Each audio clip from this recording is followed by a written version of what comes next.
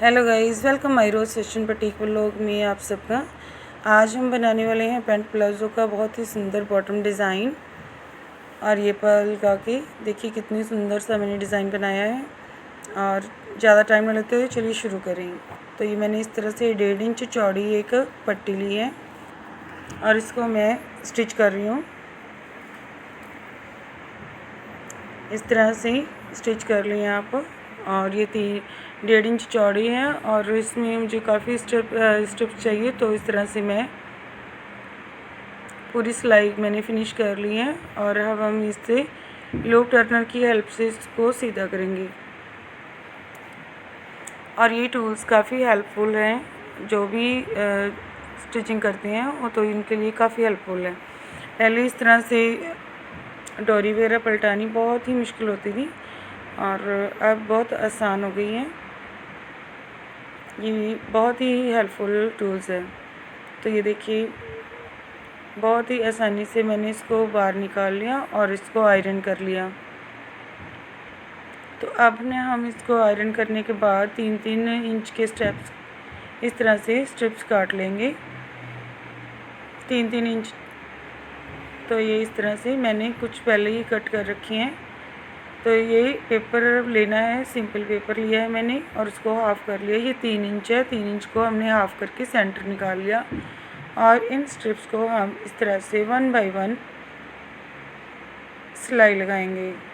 ये बीच में सेंटर में रखते हुए इस तरह से हमने ना सिलाई लगा लेनी है।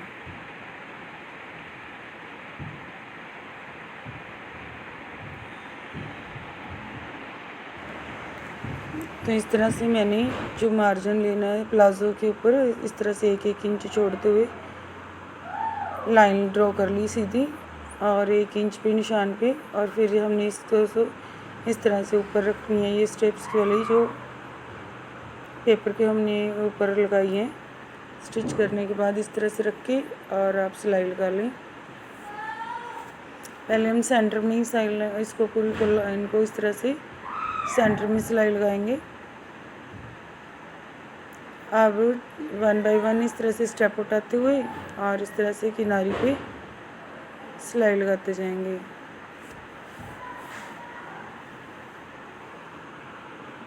मैंने एक साइड पे कंप्लीट कर लिया, अब दूसरी साइड भी करके तो इस तरह से कंप्लीट हो गई।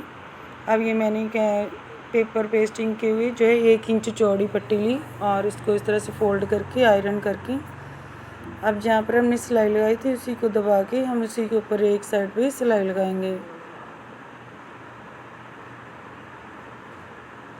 और इसी तरह से दूसरी पट्टी को भी हम इसी तरह से इसी तरह सिलाई लगाएंगे। और इस तरह से मैंने डिज़ाइन बीच में से रख के और इस तरह से दोनों साइडों पे 1-1 इंच चौड़ी पट्टी लगा ली है। और ये दोनों साइडों पे से अब ओपन है, ये एक्स्ट्रा मार्जिन को हम कट कर देंगे और ये दोनों साइडों से ओपन है। अब हम इसको इस तरह से लेस लगा लेंगे।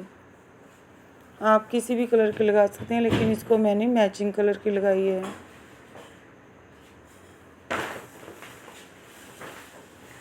तो इस तरह से हम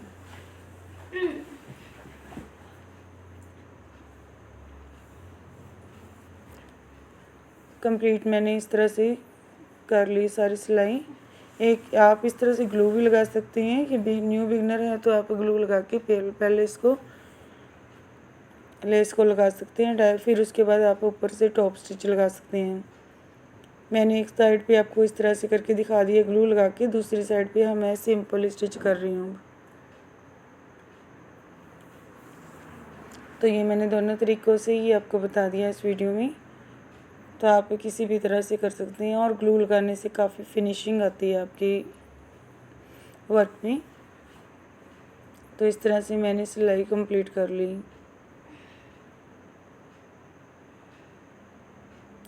ध्यान से रखना पड़ता है क्योंकि काफ़ी लेस जो है वो बिल्कुल बारीक होती है, जो थोड़ा सा ही दबाव हमने डालना है। और जो ये डिज़ाइनिंग बाहर आई हुई है तो हमें ये दिखाना भी है। तो इस तरह से मैंने सारी सिलाई को जो इस तरह से फिनिश कर लिया।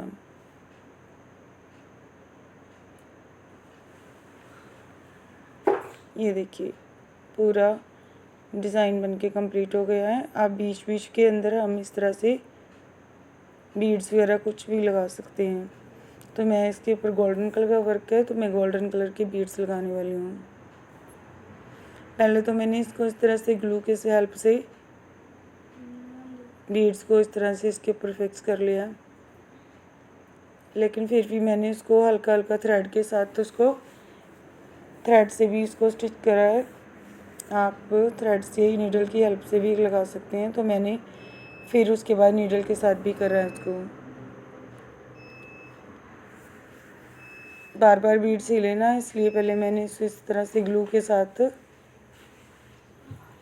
अटैच करा है पहले। तो बनने के बाद बहुत ही सुंदर सा डिज़ाइन आपको बनने के बाद बहुत सुंदर डिज़ाइन तैयार होगा।